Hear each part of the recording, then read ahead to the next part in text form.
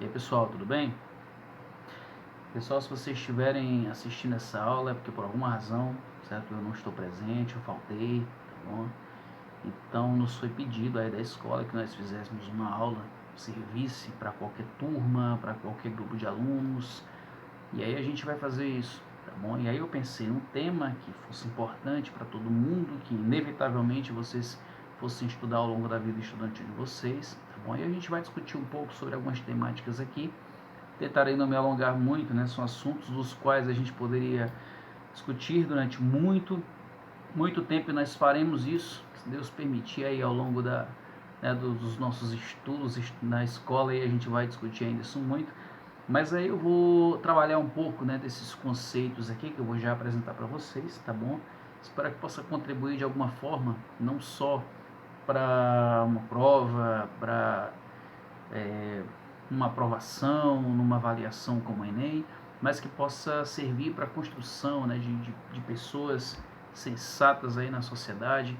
Afinal de contas, esse tem que ser o sentido maior da escola, que é de dar, né, que é de dar serenidade de interpretação para que as pessoas possam compreender a sociedade, possam viver na sociedade de maneira crítica, compreendendo, né, tudo que está, ou pelo menos parcialmente do que está em sua volta. Tá bom? Então alguns assuntos eles acabam sendo fundamentais. Se por acaso eu não for seu professor, pode ser que esse vídeo passe aí para alguma outra turma que eu ainda não lecionei, você não me conhece, eu me chamo Adams Barreto, tá bom? Sou professor de História. E como eu gosto sempre de enfatizar, né, existem alguns conceitos que são fundamentais para a vida mesmo. E as ciências humanas, né, da qual a história faz parte, ela tem o sentido maior de tentar dar visibilidade para esses assuntos aí, certo? Porque afinal de contas, como a gente nasce no mundo em que nós estamos vivendo, e até pela pouca idade de vocês, a gente tem uma tendência de achar que tudo que está à nossa volta é natural, sempre foi assim, mas dentre as principais funções das ciências humanas está a de desnaturalizar as coisas, de levantar reflexões onde de repente você poderia nem pensar que essas reflexões poderiam existir, tá bom? Então, esse é o nosso sentido maior aqui na nossa disciplina de história, na nossa produção de conhecimento, essa ciência, certo? Que é tão perseguida e foi tão perseguida em diversos momentos históricos, que é a história, justamente porque a história ela contempla ah, as memórias, contempla aquilo que ficou no passado, mas que ainda está no presente. E as coisas que nós vivemos no passado, elas são muito importantes, né? Porque elas definem muito das coisas que a gente vai ainda viver, tanto no presente como no futuro, tá bom? Então, usufruam dos conhecimentos históricos de vocês para construírem uma sociedade mais justa, que esse é o grande objetivo da educação, certo? Não só da escola, mas da educação como um todo, fundamental nós termos aí essa compreensão, tá bom?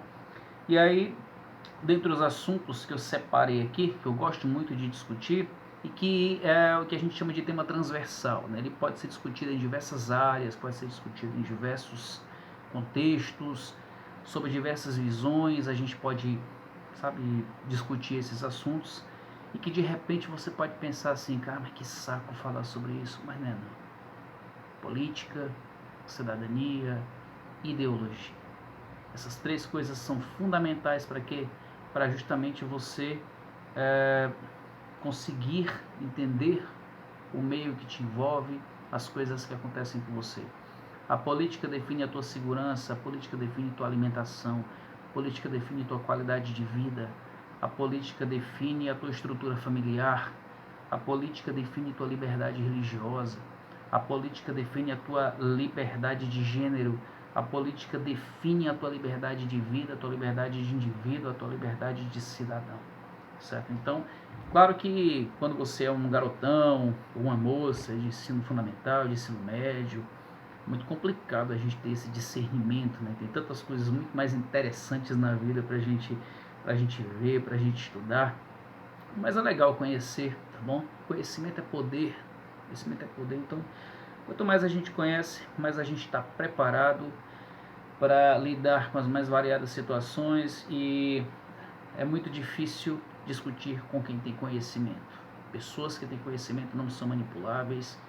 Pessoas que têm conhecimento, elas não são facilmente conduzíveis, digamos assim. São pessoas que têm uma opinião muito bem formada, muito bem fundamentada. Então, ainda que de repente esses assuntos possam parecer chatos ou monótonos, é importante você conhecer, viu? Importante você conhecer para você lidar com o mundo.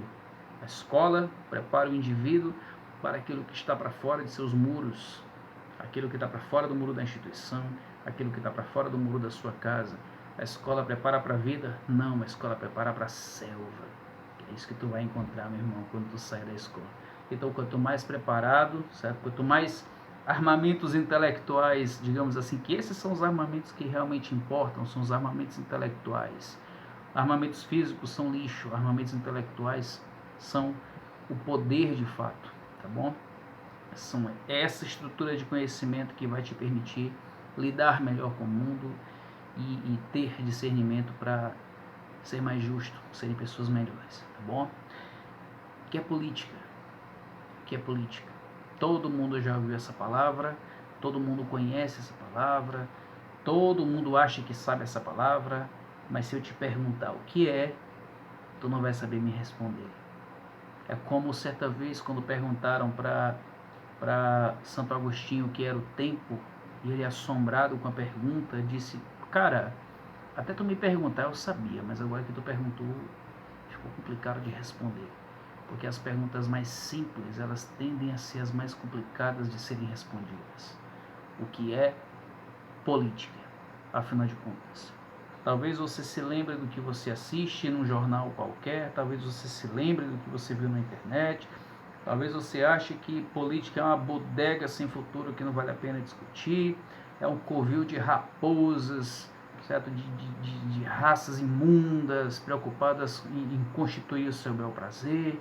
Talvez você lembre de alguma aula de história qualquer, do professor falando, sabe, sobre Grécia Antiga, mas eu sei lá, ou talvez tu não tenha pensado em nada mesmo, sabe? Quem vai saber? Mas o que é política, sabe? De onde vem essa palavra, o que ela significa de fato? Existem muitas definições para política, e como a gente tem vários conceitos para discutir, eu vou apenas explicar uma, certo? De um grande pensador chamado Bobbio, que ele diz o seguinte: cara, política é uma maneira de administrar bens coletivos. Simplesmente isso. Em um passado remoto, muito remoto, antes do homem, né, se desenvolver enquanto ser capaz de produzir agricultura, e enquanto ele vivia como qualquer sociedade tribal, os recursos eles eram muito escassos. O homem primitivo ele caçava em bandos, produzia alimentos apenas suficientes para alguns poucos dias. As tribos eram pequenas, entre 30, 40, 50 pessoas no máximo, viviam num esquema de nomadismo, procurando alimentos e tudo mais. Era uma coisa de fato extremamente primitiva. Então você não tem recursos para dividir. As funções elas são muito simples, né? O homem caça, a mulher administra, a mulher cuida das crianças, a mulher cozinha, o homem protege a tribo, o homem é responsável pela guerra, e por aí vai. Tudo é muito simples, porque ali você ainda não tem o que nós chamamos de sociedade. Você tem ali o que a gente chama de comunidades tribais, simples, pequenas, certo? Pequenas, sem grandes complexidades. Mas quando você vai para as primeiras sociedades oriundas ali daquela região do Crescente Fértil, pegando ali a antiga Mesopotâmia, que compõe aquela área do Iraque, aquela região entre rios, pegando aquela areazinha ali, cortando pela Fenícia, cortando ali pela terra dos hebreus, cortando ali pelo grande Egito antigo, uma grande potência do mundo primitivo.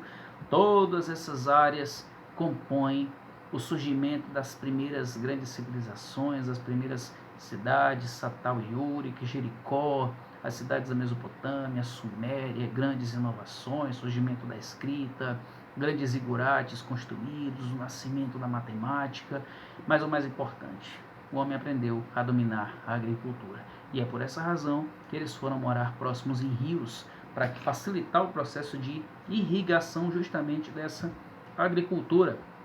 E aí o homem Agora, esses homens primitivos já não mais precisavam limitar-se apenas a um pequeno agrupamento tribal de 40 a 50 pessoas. Eles poderiam agora se organizar em sociedades complexas. E existe algo muito diferente entre sociedade e comunidade. Comunidade vem de comum. São pessoas que têm estilos de vida iguais, são pessoas que têm crenças iguais, são pessoas que têm interesses semelhantes, certo? Pequenas comunidades. Até hoje, dentro da sociedade, existem pequenas comunidades, e uma delas é a tua família, certo? A tua família, o que não implica dizer, certo? Que viver em comunidade seja simples, afinal de contas, na idade em que vocês estão, eu não tenho dúvida de que acontecem alguns embates dentro de casa, certo? Vocês reivindicam certas coisas e os pais de repente não querem conceder. Esses embates de fato devem acontecer, como acontece com toda juventude, quando, né, surge ali na sua essência adolescente, essas coisas de fato vêm acontecer. Então viver em comunidade já é um negócio difícil. E aí você vive em outras comunidades, né? Tem as suas tribos ali, aquela galera que são teus amigos próximos, uma galera que pensa razoavelmente igual, a galera da tua igreja, que tem ali crenças ali semelhantes, pensam de formas semelhantes e tudo mais. A grande questão é que todos nós temos hoje, formados justamente por essas instituições, família, igreja, Estado e escola, um conceito de moral. Moral. Essa moral nada mais é do que as definições que nós damos para as coisas, certo? São os nossos valores de certo e errado. Tem coisas que nós consideramos como corretas e tem coisas que nós consideramos como erradas. Isso tudo é baseado em quê? É baseado em informações que nós internalizamos através dessas instituições. Roubar é errado? É? Por quê? Porque é. Isso não é explicação. Roubar é errado porque isso te foi ensinado em algum momento da tua vida, pelos teus pais, pela tua igreja, pela escola, pelo Estado, pela tua educação. Alguém introduziu essa informação e você internalizou essa informação e você constituiu essa informação como parte constitutiva de você mesmo. Por essa razão, para você, roubar é errado. Nem todas as pessoas acabam tendo essa internalização dessa informação, ou até mesmo por uma razão qualquer, seja ela social, seja ela por alguma outra razão, acabam deixando essa premissa de lado e acabam cometendo crimes por uma razão ou por outra, mas nunca é tão simples de nós entendermos essa situação. Por isso que existem outras áreas das ciências humanas, como é o caso da sociologia, para a gente entender os comportamentos sociais, certo? Mas o que eu quero dizer é que as nossas visões de mundo não são visões universais, elas são visões meramente comunitárias, certo?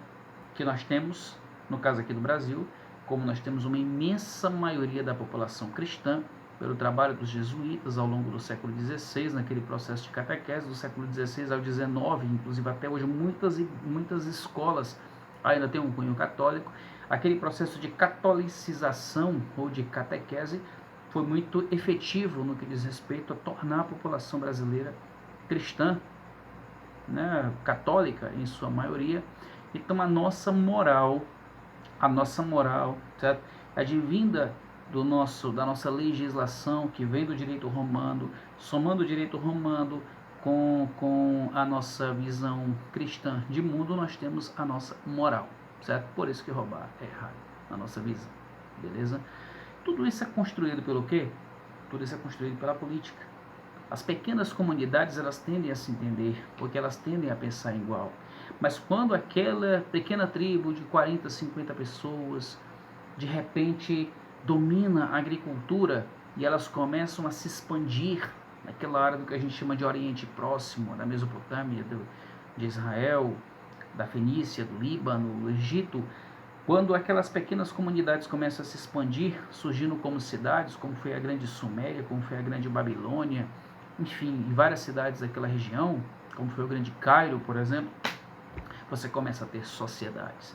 E sociedades são agrupamentos de comunidades, comunidades que pensam diferente, que entendem o mundo de forma diferente, comunidades que tenderiam a se matar se não houvesse algo que organizasse-a como um todo.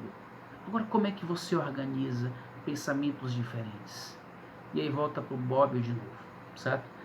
Política é o ato de administrar bens coletivos, mas mais do que isso, administrar bens coletivos de modo em fazer com que os vários grupos que compõem a sociedade não venham a se matar por esses bens coletivos, certo? Ou seja, é preciso pegar representantes diversos daquela sociedade, pessoas que pensam diferente e trazê-las, né, para a discussão, certo? Na Grécia Antiga, essa discussão se dava em praças públicas, né, nas ágoras, digamos assim, entre os poucos cidadãos que tinham direitos nas cidades gregas.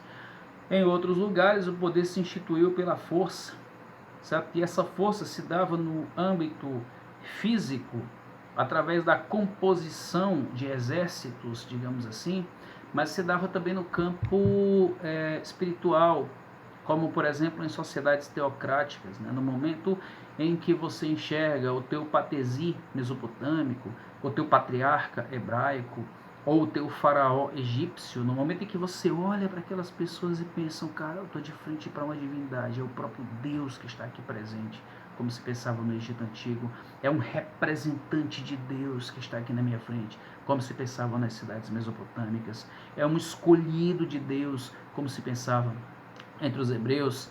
Aí o respeito, ele se institui, ele se coloca na tua frente e é melhor obedecer. Caso contrário, meu irmão, arrumar problema com os deuses é uma coisa muito perigosa de se fazer.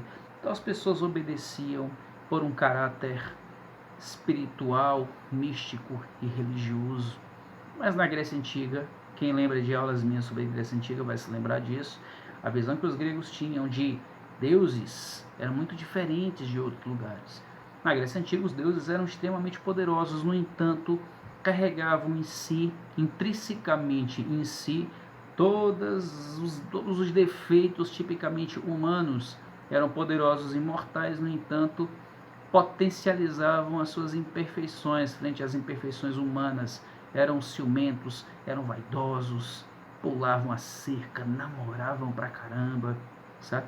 Matavam-se entre si, não no sentido de matar, né, no sentido literal da palavra, mas no sentido de entrar em guerras constantes entre eles. Traduzindo, os deuses na Grécia Antiga estavam se lixando para a humanidade, tirando uma divindade ou outra, como Prometeu, que foi gente boa com os seres humanos, mas os outros deuses eram egoístas, egocêntricos e boçais demais para se preocupar com a humanidade. Então os gregos desenvolveram formas de organização que não dependessem tanto assim dos deuses para montarem uma sociedade, digamos assim. Talvez por isso, na Grécia Antiga, a gente venha a ter formas de política tão sofisticadas, mas tão sofisticadas mesmo, que até hoje nós copiamos, como é o caso da democracia e da cidadania, palavras essas que fazem parte aí do teu cotidiano linguístico, que fazem parte aí das coisas que você estuda, que fazem parte dos programas de governo, que fazem parte das campanhas políticas, que fazem parte de uma porrada de coisas que tu escuta cotidianamente, e são coisas extremamente antigas e enfim, continuam aqui presentes. Então, política são as formas pelas quais os homens conseguiram, de alguma maneira, administrar aquilo que teoricamente deveria pertencer a todos. Ou seja, se os homens plantam e têm alimentação para uma determinada cidade com suas 3.000 ou 4.000 pessoas, quem é que vai decidir para onde essa comida vai? Quem é que vai decidir a quem a terra pertence? Quem é que vai decidir aonde uma ponte vai ser construída? Quem é que vai decidir a função que você vai ocupar na sociedade? aí entra a política. Se não fosse a política, nós teríamos ainda a velha lei de Talião acontecendo, certo? O olho por olho, dente por dente. Nós ainda teríamos um poder instituído pela simples força, física, ok? Política serve então para isso. Muito importante. Agora, a cidadania é uma coisa interessante, porque no passado a cidadania ela era muito ligada a duas coisas, a privilégio e a obrigação, certo? Porque as pessoas mais importantes das cidades gregas, e que eram nascidas nas cidades gregas, elas tinham o benefício da cidadania. Então elas eram privilegiadas por conta disso, mas elas tinham a obrigação de administrarem a cidade. Quando você traz esse conceito para a modernidade, para o mundo contemporâneo, para ser mais específico, a cidadania está muito mais ligada à ideia de direitos. Afinal de contas, nós aqui, pobres mortais, membros aqui da nossa classe média, digamos assim, não somos privilegiados, certo? Não temos 3 ou 4 jet skis ali no nosso quintal, nós não temos uma piscina olímpica para nadar e nem um helicóptero ali estacionado para quando a gente precisar. Dificilmente a gente vai à Disney 3 vezes por ano, certo? E também não falamos 4 ou 5 idiomas, não somos privilegiados, certo? Estamos muito mais próximos da camada miserável da sociedade, acreditem, do que dos ricos. Não se iludam, não é rico, classe média e pobre, não. É rico, classe média e pobre. Entendeu? Nós estamos extremamente próximos das camadas mais pobres e miseráveis da sociedade. Não é à toa que qualquer crise faz a classe média entrar em parafuso. Essa é uma realidade que infelizmente a gente costuma viver, certo? Então nós fazemos parte desse grupo. Somos privilegiados por uma razão ou outra, porque temos uma vida um pouco mais confortável do que grande parte da sociedade, mas esse é o grupo do qual nós fazemos parte. Mas nós temos uma certa cidadania. A gente vai votar, a gente sabe ler e escrever, certo? Alguns conseguem pagar um plano de saúde e tudo mais, né, frente ao sucateamento de um sistema único de saúde, isso é fato, mas nós temos segurança pública. Mas o Brasil é perigoso, mas existe segurança pública, existe um sistema único de saúde, você tem direito a votar, você tem um teto para te abrigar do sol e da chuva, você tem uma cama ou uma rede para dormir quando for o caso, certo? Nós temos condições mínimas de sobrevivência e alimentos todos os dias para nos manter de pé, certo? Isso, de uma certa maneira, são coisas que nos colocam numa situação de cidadania. Mas existem muitas pessoas, você não precisa pensar muito ou andar muito para poder localizar. Pessoas que são completamente destituídas de qualquer acesso à cidadania. Olha, é muito complicado quando as pessoas naturalizam a miséria, quando as pessoas naturalizam o sofrimento. Em muitos lugares do mundo, uma criança comendo lixo num container causaria um espanto gigantesco.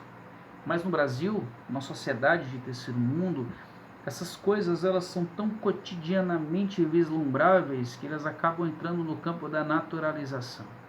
É assim mesmo, sempre foi assim, eu não tenho nada a ver com isso. Então eu posso, do conforto do meu carro, do ar-condicionado no 3 do meu carro, simplesmente virar a cara quando eu vejo uma criança comendo as sobras num container qualquer, de um mercado qualquer.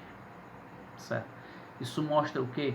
A decadência da sociedade ocidental, mas não de toda ela. Por quê? Porque existe opulência em muitos locais, frente à miséria de outros. Esse discernimento é importante.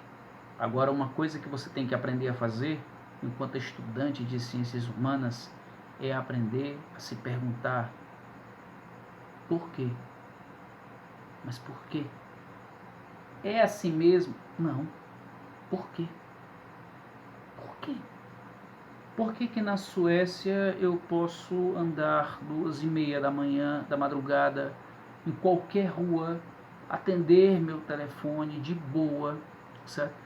E não estou correndo risco de morrer. E por que que aqui no Brasil, certo? Em plena luz do dia, em plena área pública, em plena situação de populares pela rua, você vive com medo.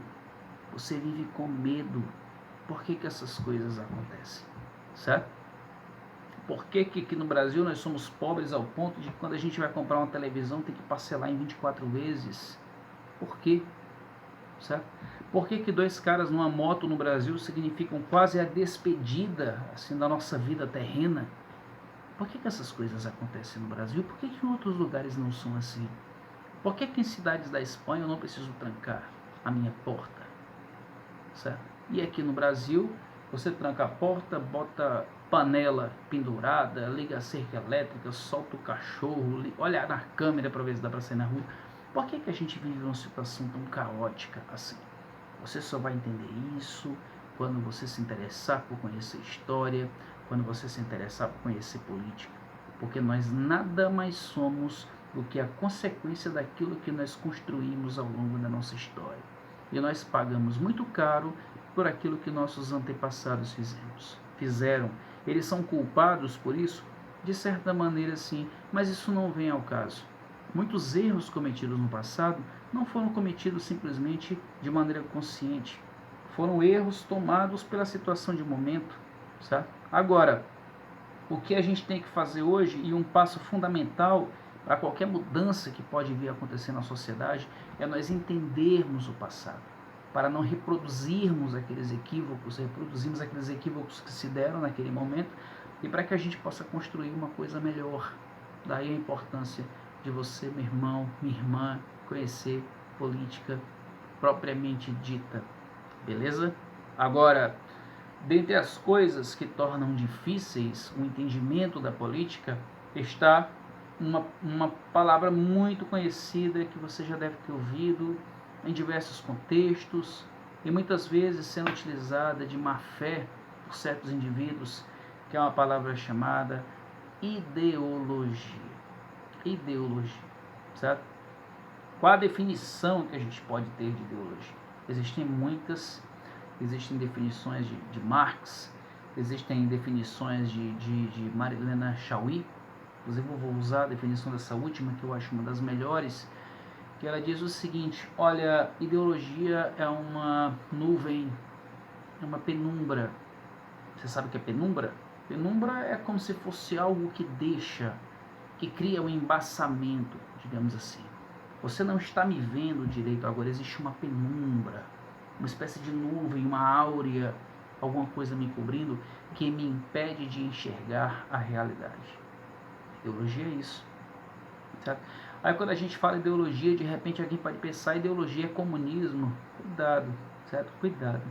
Essa associação de comunismo, de socialismo com ideologia é uma ideologia, certo? São pessoas que estão tentando justamente criar uma ideologia para que você ache que ideologia é uma outra coisa, certo? Vou dar uma definição mais prática aqui do que é ideologia. Ideologia é uma verdade. Não é a verdade, é uma verdade. Qual é a diferença? Bote para os gregos para você entender. Existe a verdade e existe uma verdade. Existe a verdade de fato e existe a sua verdade. Existe o que você acha. Aquilo que você acha e que você acredita é a sua verdade, mas não necessariamente é a verdade. A verdade é uma coisa mais complexa. A verdade é uma coisa mais difícil de ser, né, acessada. A sua verdade simplesmente é algo que você acredita. É algo que você pensa que é. É algo que te ensinaram a pensar, certo? Olha, poucas pessoas se dão ao trabalho de estudar a origem das suas próprias convicções. A gente gosta de continuar acreditando no que a gente sempre acreditou. Então a gente passa a vida inteira procurando argumentos para continuar acreditando naquilo que a gente sempre acreditou, certo? Essa frase não é minha não, certo? Essa frase é de um grande pensador, certo? Chamado esqueci o nome, perdoe, se eu lembrar eu digo para vocês. Mas essa frase não é minha, de quem é, meu Deus? Depois eu lembro e digo para vocês. Mas a gente tem uma tendência de continuar acreditando naquilo que a gente sempre acreditou. Então a gente não se dá o trabalho de questionar, mas será que é assim mesmo? Certo? Será que realmente as coisas são como a gente sempre pensou? Será que isso não está errado? Será que eu não deveria repensar isso daqui? A ideologia o que é? É quando alguém ou alguma instituição introduz determinados valores ou pensamentos em vocês e vocês acreditam aquilo como sendo uma verdade. Quer ver exemplo de ideologias? Capitalismo é uma ideologia. Vou criar uma polêmica aqui. Cristianismo é uma ideologia, certo? Socialismo é uma ideologia. São quando as pessoas elas tentam criar opiniões na sua cabeça, tentam criar valores na sua cabeça de modo que você simplesmente creia naquilo dali e aquilo te impeça de enxergar a realidade. Por exemplo, meritocracia.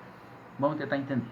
O que é meritocracia? Meritocracia são as pessoas competirem, certo? Por exemplo, existe uma vaga para um determinado emprego e aí as pessoas elas vão se inscrever para passarem por uma entrevista e aí quem se sair melhor na entrevista vai entrar, né? Correto? Justo? Perfeito? Que massa!